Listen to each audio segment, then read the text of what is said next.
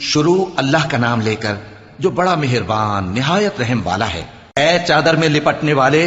اٹھو، اب خبردار کرنے لگو اور اپنے پروردگار کی بڑائی بیان کرو، اور اپنے کپڑے پاک رکھو اور شرک کی گندگی سے تو الگ ہی رہو، اور اس نیت سے احسان نہ کرو کہ اس سے زیادہ کے خواہاں ہو،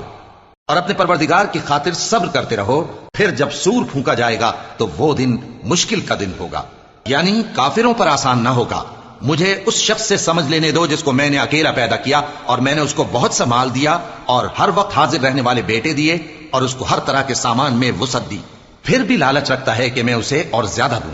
ایسا ہرگز نہیں ہوگا، یہ ہماری آیتوں کا بڑا مخالف رہا ہے۔ میں اسے ایک بڑی چڑھائی چڑھاؤں گا۔ اس نے غور و فکر کیا اور ایک بات ٹھہرا لی، یہ مارا جائے، اس نے کیسی تجویز کی، پھر یہ مارا جائے، اس نے یہ کیسی تجویز کی، پھر اس نے نگاہ کی، پھر تیوری چڑھائی اور منہ بگاڑا،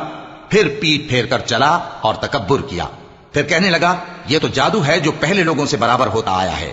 پھر بولا یہ اللہ کا کلام نہیں بلکہ بشر کا کلام ہے، میں ان قریب اس کو سقر میں داخل کروں گا، اور تم کیا سمجھے کہ سقر کیا ہے؟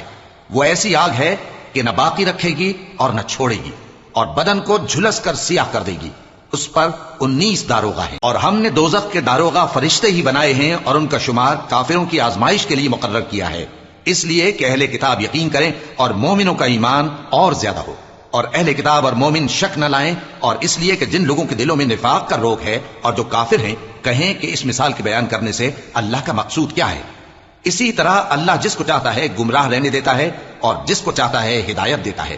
اور تمہارے پروردگار کے لشکروں کو اس کے سوا کوئی نہیں جانتا، اور یہ قرآن تو بنی آدم کے لیے نصیحت ہے۔ ہاں ہاں، قسم ہے چاند کی اور رات کی جب رخصت ہونے لگے، اور صبح کی جب روشن ہو جائے، کہ وہ آگ ایک بہت بڑی آفت ہے، انسان کے لیے ڈر کی چیز، یعنی اس شخص کے لیے جو تم میں سے آگے بڑھنا چاہے یا پیچھے رہنا چاہے۔ ہر شخص اپنے کرتوتوں کے باعث گرفتار ہوگا، مگر داہنی طرف والے نیک لوگ جنتوں میں ہوں گے اور پوچھتے ہوں گے، یعنی آگ میں جلنے والے گناہگاروں سے، کہ تم دوزخ میں کیوں پڑے؟ وہ جواب دیں گے کہ ہم نمازیوں میں شامل نہ ہوئے، اور نہ ہم فقیروں کو کھانا کھلاتے تھے، اور ہم بحث کرنے والوں کے ساتھ مل کر بحث کرتے تھے، اور روز جزا کو جھٹلاتے تھے، یہاں تک کہ ہمیں موت آ گئی۔ تو سفارش کرنے والوں کی سفارش ان کے حق میں کچھ فائدہ نہ دے گی۔ ان کو کیا ہوا ہے کہ نصیحت سے روگرداں ہو رہے ہیں، گویا گدھے ہیں کہ بلک جاتے ہیں جو شیر سے ڈر کر بھاگ جاتے ہیں۔ اصل یہ ہے کہ ان میں سے ہر شخص یہ چاہتا ہے کہ اس کے پاس کھلی ہوئی کتاب آئے، ایسا ہرگز نہیں ہوگا۔ حقیقت یہ ہے کہ ان کو آخرت کا خوف ہی نہیں۔